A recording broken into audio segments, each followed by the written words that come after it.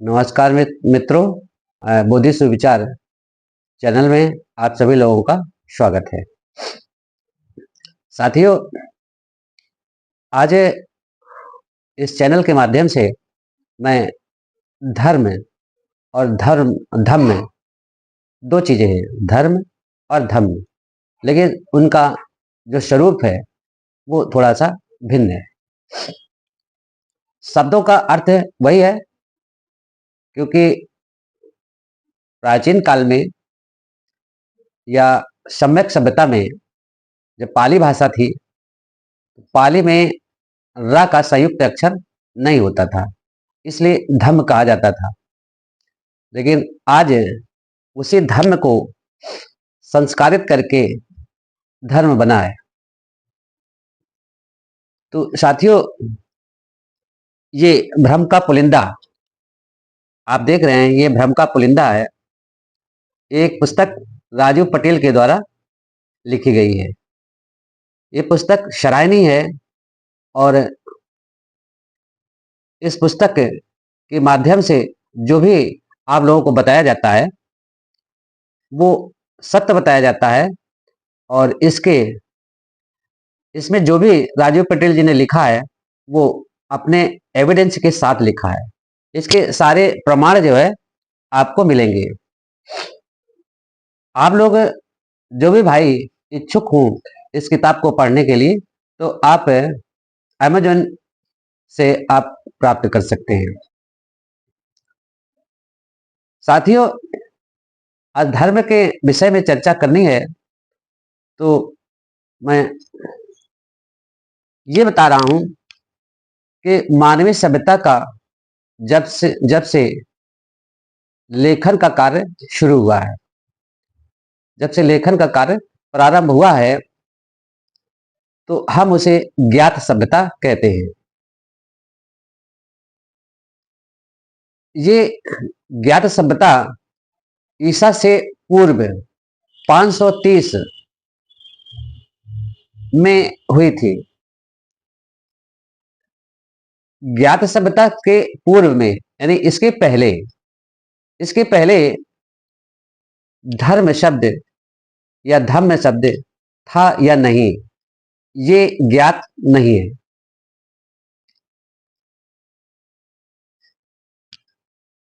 और न ही इसके कोई ठोस प्रमाण मिले हैं।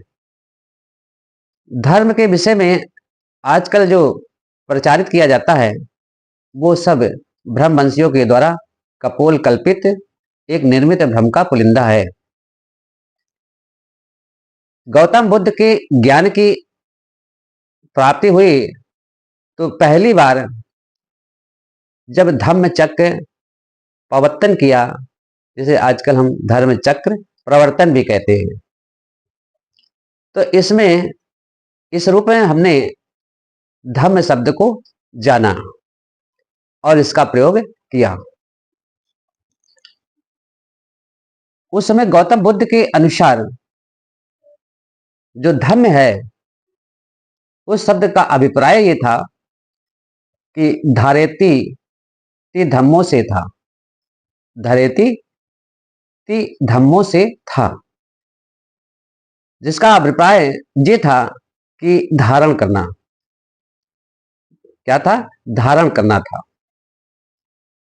अब प्रश्न ये उठता है कि क्या धारण करना है। तो मानव सभ्यता का जैसे जैसे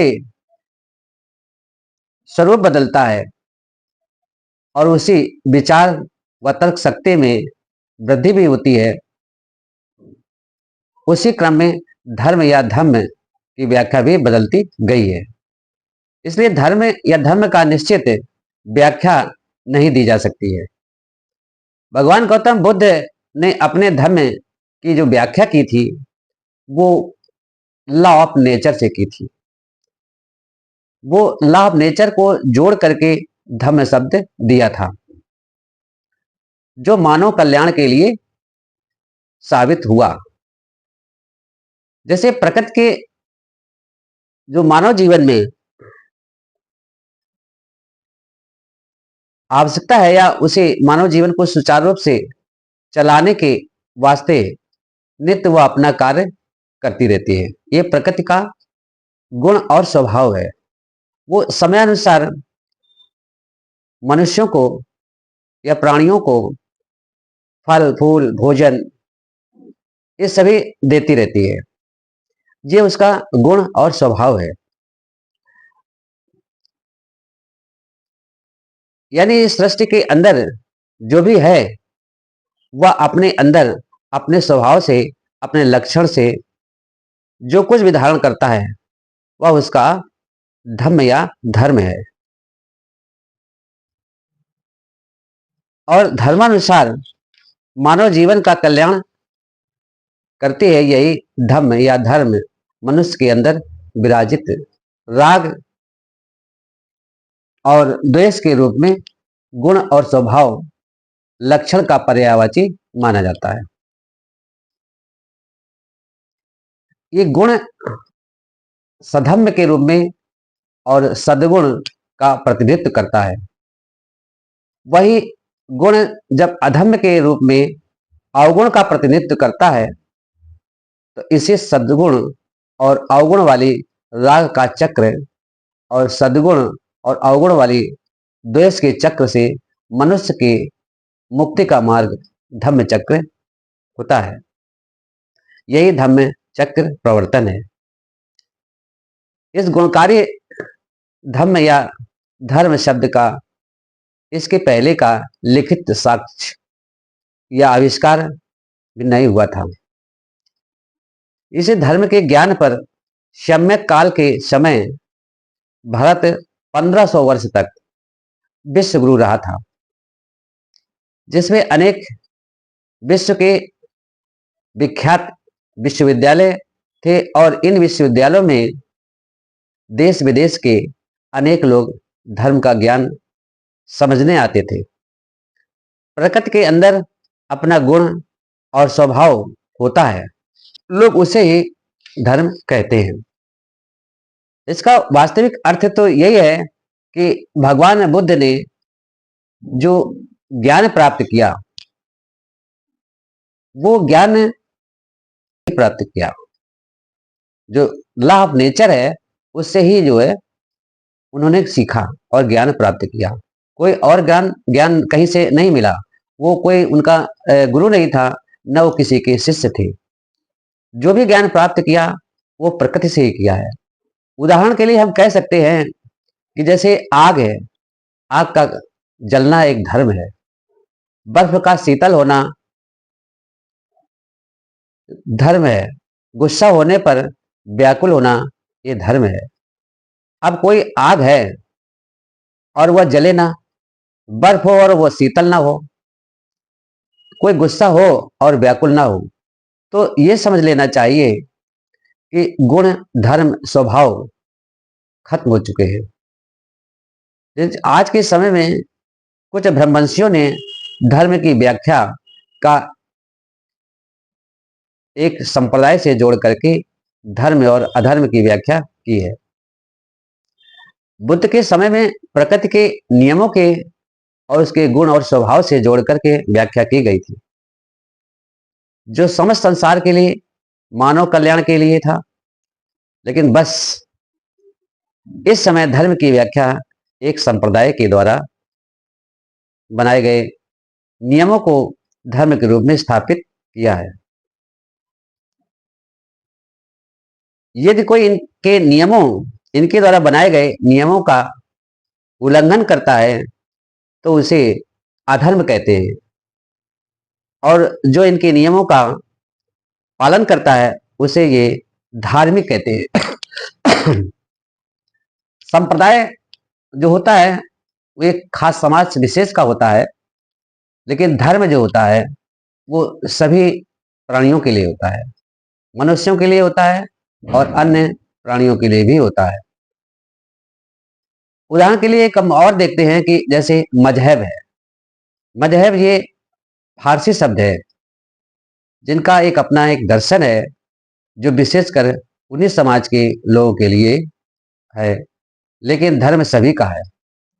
अंततः शुद्ध रूप से मनुष्य के गुण और स्वभाव से उत्पन्न अच्छा या बुरा धर्म और अधर्म को स्वतः बोध कराता है। लेकिन कलम कशाइयों ने धर्म की व्याख्या और उसके उद्देश्यों को बिल्कुल ही सीमित कर दिया है। धर्म एक संप्रदाय के लिए ही बनकर रह गया है।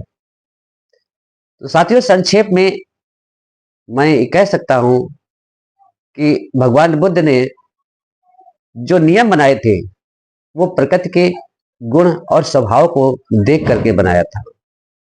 जैसे प्रकृति संपूर्ण समाज को अपने धर्म, अपने गुण और स्वभाव से वो पालती है, उसको पोसती है, उसी प्रकार से भगवान बुद्ध जो नियम बनाए थे वो नियम मानव कल्याण के लिए थे। वो गुण और स्वभाव के आधार पर ही थे। लेकिन आज जो है वो गुण और स्वभाव से पूर्ण नहीं है। वो नियम जो बनाए हैं आज, वो अपने फायदे के लिए बनाए हैं। कुछ भ्रमवंशी अपने फायदे के लिए नियम बनाए और वो नियमों को ही बिना गुण और स्वभाव को देखे हुए ही उसे धर्म का नाम दे दिया है। साथियों, आज के वीडियो में मैं इतना ही बताऊंगा। अगला वीडियो फिर आपको हम लेकर के आएंगे। साथियों, इस चैनल को सब्सक्राइब करें और शेयर करें तथा घंटे के बटन को अवश्य दबाएं, जिससे ये वीडियो आपके पास पहले पहुंच सके। धन्यवाद। नमो बुद्धाय।